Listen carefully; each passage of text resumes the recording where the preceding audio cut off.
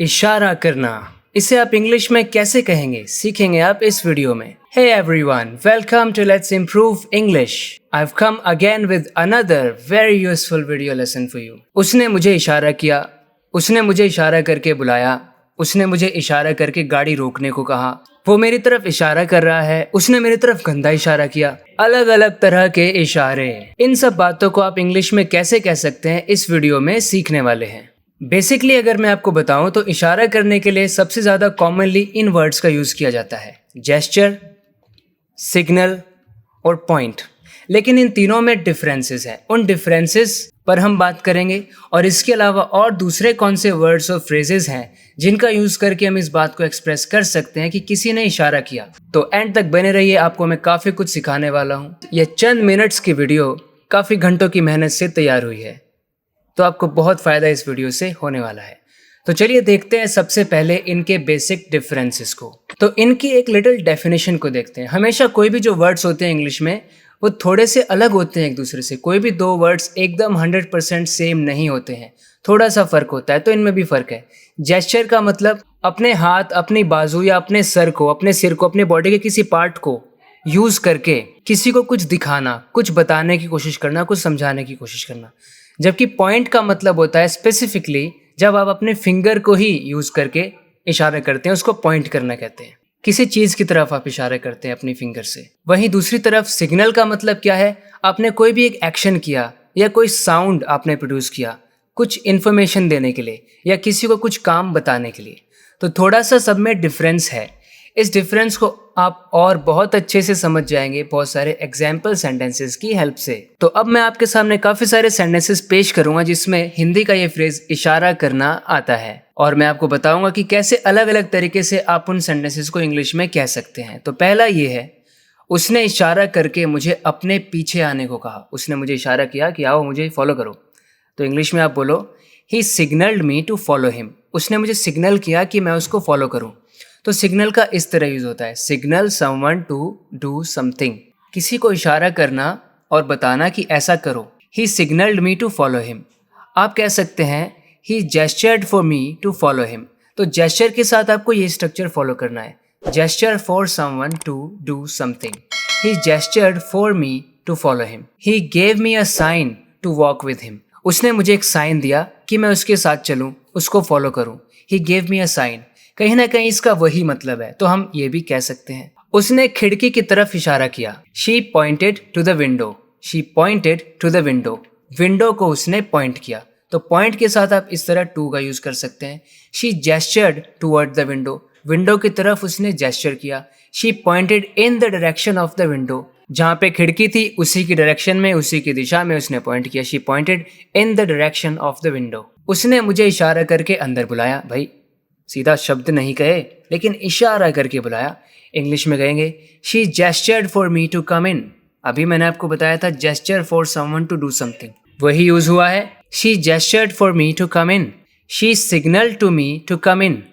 या फिर she gave me a sign to step inside. उसने मुझे इशारा किया कि उसे भूख लगी है। इशारा करके उसने मुझे बताया मुझे भूख लगी है। आप इसे इंग्लिश में कैसे कहेंगे?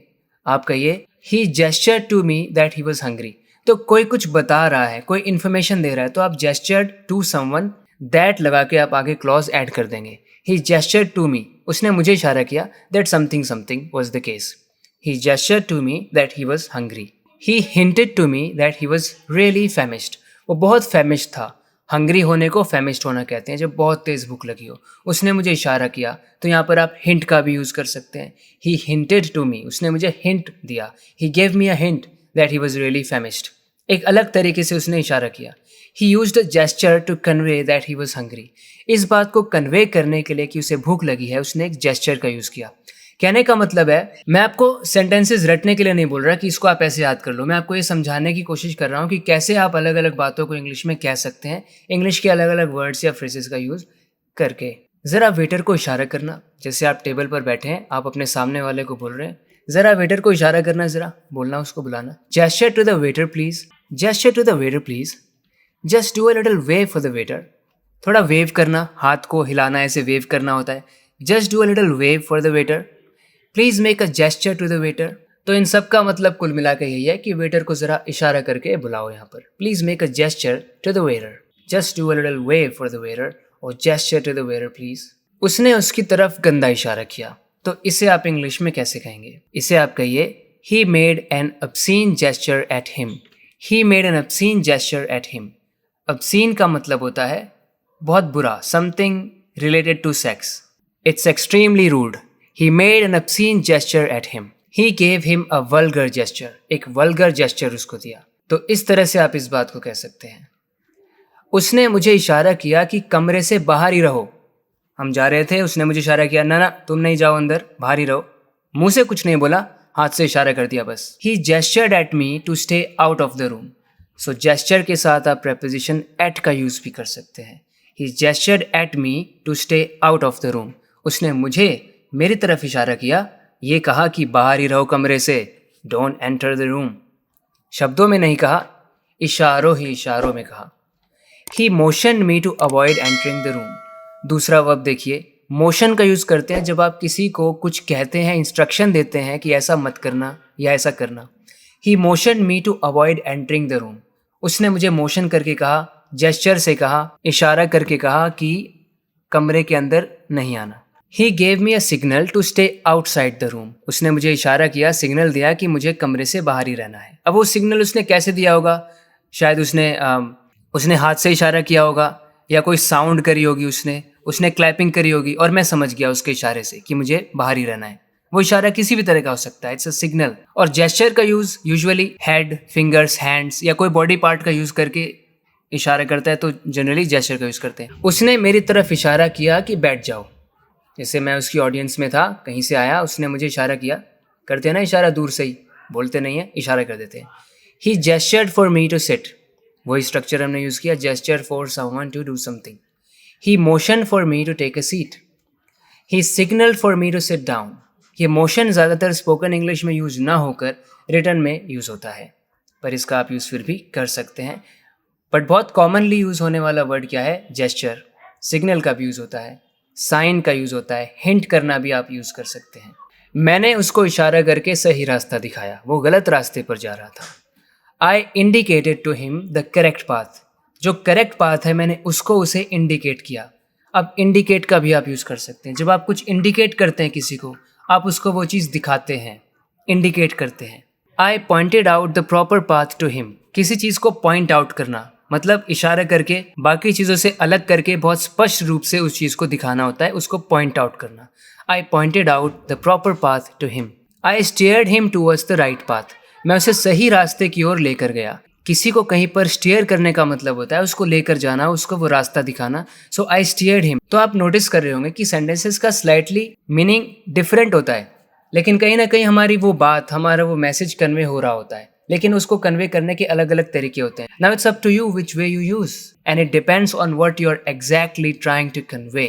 ट्रैफिक पुलिस ने हाथ से इशारा करके वाहनों को रुकने के लिए कहा। The traffic police signalled with their hands for the vehicles to stop. Signalled with their hands, अपने हाथों से इशारा किया। The traffic police signalled vehicles to come to a stop. Signal किया व्हीकल्स को कि वो रुक जाएं। With gestures the traffic police directed vehicles to come to a stop. With gestures the traffic police directed vehicles to come to a stop. उन्होंने आंखों से इशारा करके सब कुछ समझा दिया। उसने आंखों से इशारा करके सब कुछ समझा दिया। तो आप इसे इंग्लिश में कहेंगे She conveyed everything just by using her eyes. सिर्फ अपनी आईज को यूज करके उसने सब कुछ कन्वे कर दिया, इशारा कर दिया। उसने सब कुछ कन्वे कर दिया सिर्फ आंखों से। She expressed everything solely through her eyes. अब यहाँ पर वो कुछ इशारा, मतलब वो फिंगर से, अपने हैंड से तो कोई कहीं पे पॉइंट नहीं कर रही है ना कि हम पॉइंट या जेस्चर का यूज करेंगे। उसने आंखों से इशारा किया है, आईज का यूज किया है, आईज के जेस्चर का यूज किया है, तो हम पॉइंट यूज नहीं करेंगे, सिग्नल यूज नहीं करेंगे। She expressed everything, she conveyed everything just by using her eyes, solely through her eyes. She got her message across through her eyes alone. सिर्फ अपनी eyes से she got her message across. You get something across मतलब आप उस चीज़ को सामने वाली party तक पहुंचा देते हैं। वो इन पैसों की तरफ इशारा कर रहा है, शायद उसे इन पैसों की ज़रूरत है। He is pointing to this money or he is pointing towards this money. He is making a gesture towards this money. दूसरों की तरफ इशारे मत करो, नहीं तो वो गुस्सा हो जाएंगे। डोंट पॉइंट एट अदर्स, तो यहाँ पे इशारा करना, वो फिंगर से पॉइंट कर रहा है, तो हम बोल रहे हैं don't point at others. Refrain from gesturing toward others, दूसरों को जेस्चर करने से अपने आप को रोको। रिफ्रेन करना मतलब अपने आप को रोकना होता है कुछ करने से। Refrain from gesturing toward others. Keep from pointing towards other people, दूसरे लोगों को पॉइंट करने से बचो, मत करो ऐसा। Steer clear of pointing at others, alright. Steer clear of, किसी चीज़ से स्टीयर क्लियर करना मतलब उस चीज़ से दूर रहना, उसको न करना। मुझे पूरी उम्मीद है कि आपको ये वीडियो पसंद आई है। इस वीडियो को बनाने में डाले गए एफर्ट्स को अगर आप अप्रिशिएट करते हैं तो प्लीज़ इस चैनल को सब्सक्राइब ज़रूर करना, अगर आपने अभी तक नहीं किया है तो वीडियो को लाइक करना, अगर ये वीडियो डेफिनेटली एक लाइक डिज़र्व करती है। बात करते हैं अगले वीडियो लेसन में। अपना ख्याल रखें। Take care, bye.